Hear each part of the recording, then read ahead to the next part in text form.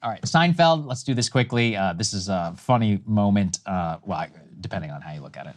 There was a moment here where Jerry Seinfeld, whose wife recently has been found to be donating to some of those Israel counter-protesters, you may remember, who beat up some of those protesters at the Palestinian encampment over at UCLA. And more recently, Seinfeld himself has become much more outspoken about pro-Israel issues. Well, he was interrupted by a protester at his show, and it led to some serious chaos. So let's go ahead and take a listen. I recommend, if you're just listening, I would actually watch this happen because the video really hits it all home. Let's take a listen. You're a genocide supporter!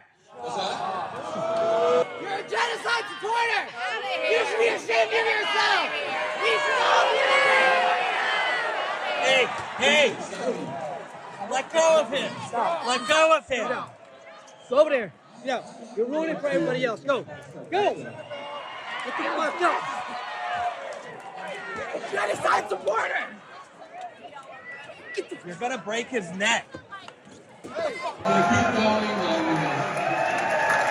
save the children of Gaza. All right, so you could see there audience members attacking the protester. They said he's going to break his neck. Seinfeld, at one point, what did he say, Griffin? Something along the lines of, I love it when the Jew haters interrupt me. Spicy, or I love when the Jew haters. Yeah, I love when the Jew haters spice up the show. And then he finished by kind of mockingly saying, like, save the children of Gaza. I'm going to finish the show and save the children of Gaza. Save the children of Gaza. Okay, so that's what has happened. I find this amusing. I just did a whole monologue. That's part of the reason we want to talk about this, where Seinfeld has been convinced now that wokeism is what is destroying comedy. And I'm like, yeah, I think he would have had a point, maybe 10 years ago. But at this point, actually, and I did my monologue comparing Seinfeld's comments immediately followed by the Tom Brady roast and the, Shane Gillis hosting SNL after they're firing him. In fact, I opened up my Netflix app like 2 days ago, and Shane has a new comedy series, which is coming on Netflix, and he's like the star of the show, from what I understand. So anyway, I guess I'm looking at this and I'm like, yeah, man, I don't really see that anymore. I think you had a point at one point, but it seems interesting that you're starting to say these things at the exact moment about what's going down in Israel, where it appears to be that you care a whole lot about what's happening, right? So you didn't say anything 10 years ago when Louis C.K. and all these other people were getting canceled. But when your wife's been giving money to a bunch of people who are beating people up in UCLA, now the woke left is out of control. Yeah, that is an interesting point. And I might be I'm probably in the minority on this on the left when it comes to this opinion. But if I would say, leave Jerry Seinfeld alone. Interesting. So what do you mean by that? I mean, by the way, I agree with you. But Seinfeld is clearly an outspoken, supporter of Israel. His wife has donated to these counter protests, so he has actively gotten himself involved in this conflict.